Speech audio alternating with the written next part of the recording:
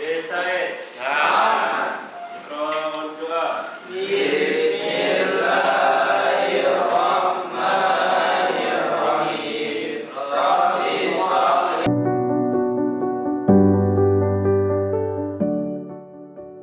Oke, terima kasih Nabil.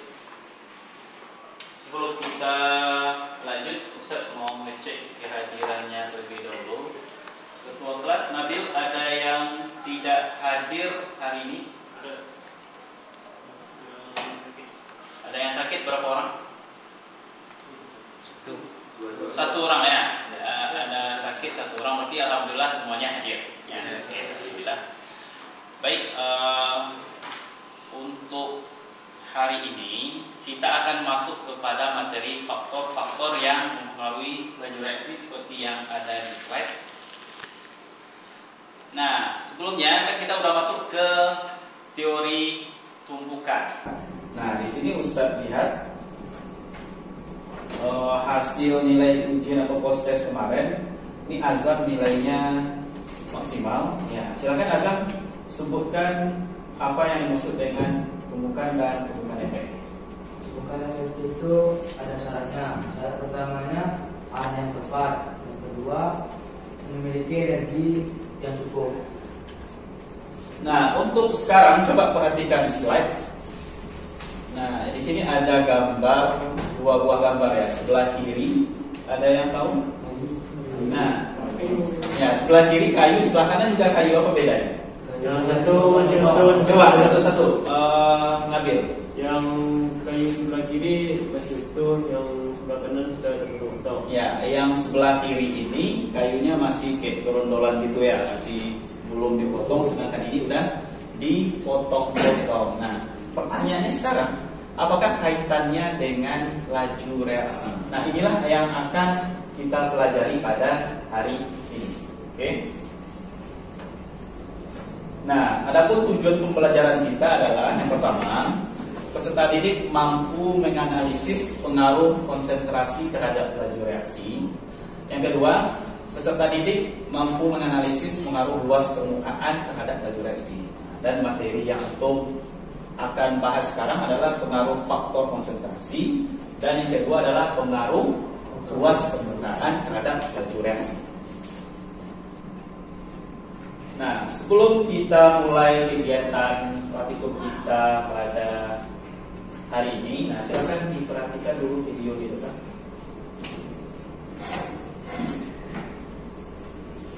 Halo, selamat sore Bunda. Udah cantik banget ini. Ini kita mau coba.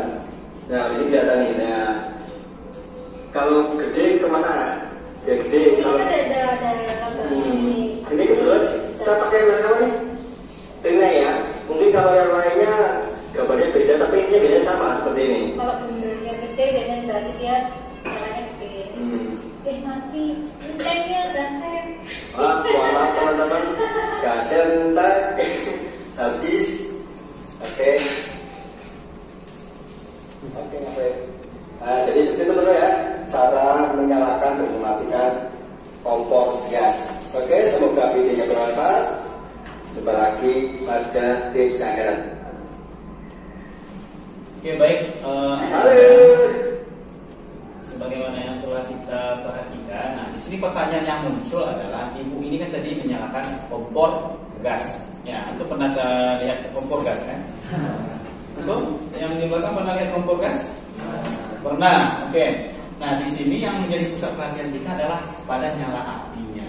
Nah, di sini pertanyaan berikutnya adalah besar dan kecil apinya. Nah, kalau seandainya kita mau membesarkan api, berarti kita putar ke kiri. Nah, kalau kita mau mengecilkan, berarti kita putar ke kanan. Nah, di sana ada faktor konsentrasi. Jadi kalau seandainya ke kiri, berarti konsentrasi gasnya lebih banyak masuk sehingga nyala apinya. Kalau ke kiri berarti memperkecil, dia lebih sedikit masuk, berarti nyalanya kecil. Nah, itu. Berikutnya untuk kegiatan berikutnya, nah antum silakan duduk berdasarkan kelompok yang sudah ditentukan. Nah, alhamdulillah sudah ya, alhamdulillah sudah duduk di tempat yang telah ditentukan. Nah, Nah, kegiatan kita berikut adalah praktikum. Ya, jadi Ustaz memberikan LKPD dulu.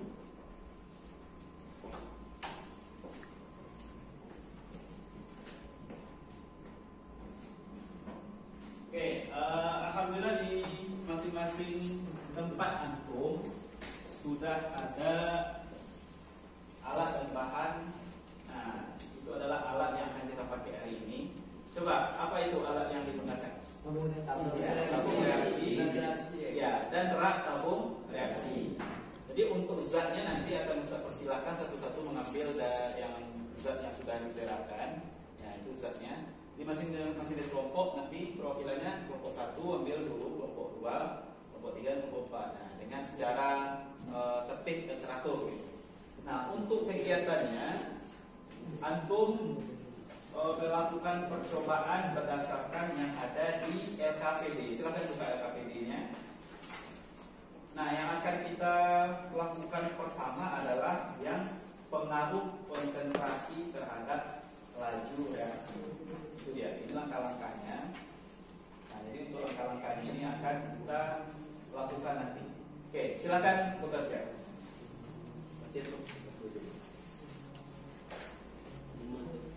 Oke, silakan kelompok 1 terlebih dahulu ambil masing-masing zatnya 5 tetes di dalam 3 tabung reaksi. Stopwatch yang tadi ada ya.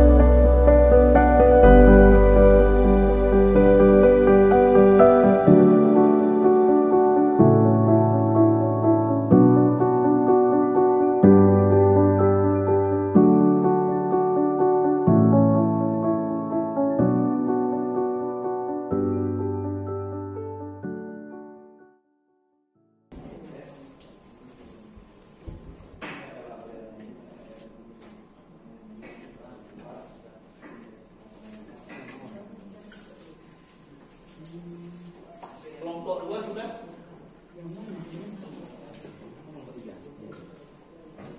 Nah, kelompok 3, kelompok 2 ya.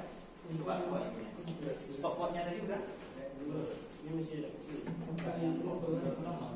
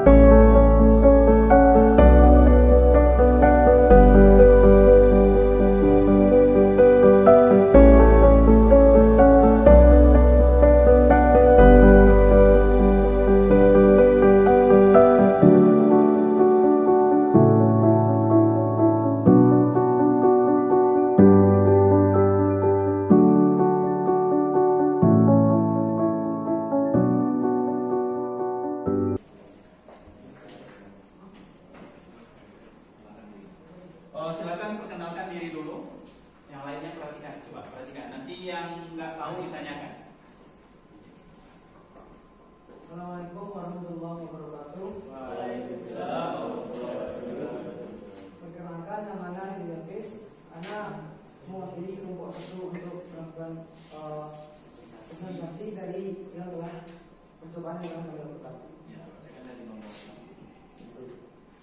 Tuliskan persamaan reaksi yang terjadi pada masing-masing percobaan. Nah, pada masing-masing percobaan kami mendapatkan persamaan reaksi ini adalah Mg ditambah HCl menjadi Mg Cl2 tambah H2.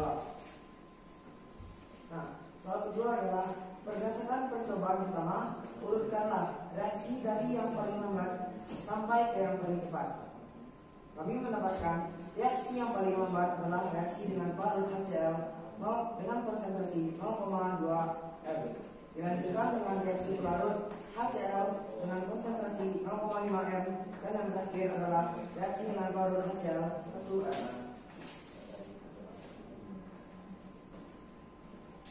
Berdasarkan percobaan pertama, analisislah pengaruh konsentrasi terhadap reaksi. Lihatkan yang teori permukaan. Semakin tinggi konsentrasi HCl, maka akan semakin laju reaksi yang dihasilkan, serta semakin banyak gelombangnya. Berdasarkan percobaan kedua, urutkanlah reaksi dari yang paling lambat sampai ke yang paling cepat. Yang paling lambat ialah CaCO3 dengan bentuk serpihan, dan yang paling cepat ialah CaCO3 dengan bentuk serbuk. Berdasarkan percobaan pertama, analisislah pengaruh luas permukaan terhadap laju reaksi. Kaitkan dengan teori permukaan. Makin luas bidang sentuh, maka makin cepat laju reaksi. Sekian dari kami, hanya ini yang dapat Anda sampaikan. Jika ada salah dan kurang, mohon dimaafkan. Ya, berikan aplaus kepada Nizam yang silakan keluar selesai.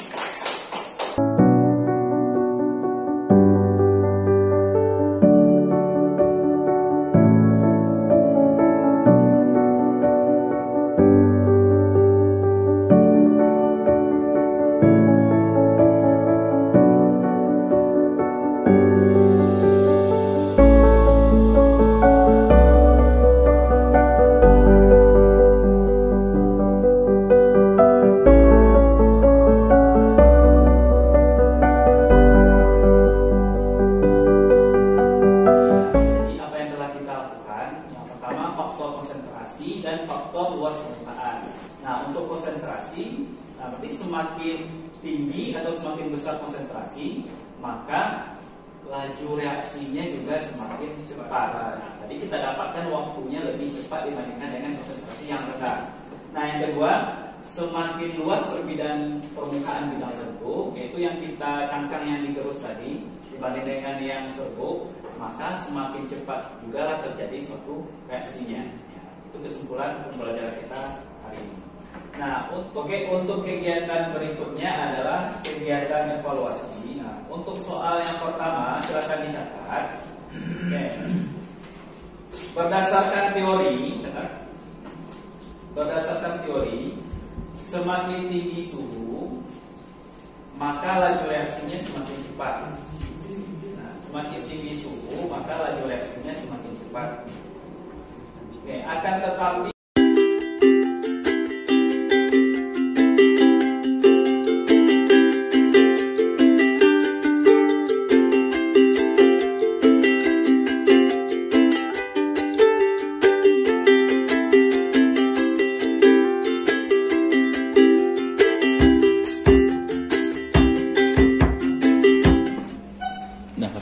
baik, Ananda setelah melakukan proses tadi, nah berikutnya Ustadz mau meminta salah satu pendapat atau refleksi dari kegiatan kita hari ini. Oke, siapa yang berani?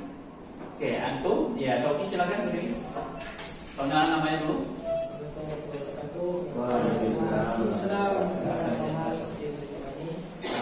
Alhamdulillah, pada pelajaran kali ini kita langsung turun di lapangan melakukan praktikum, bisa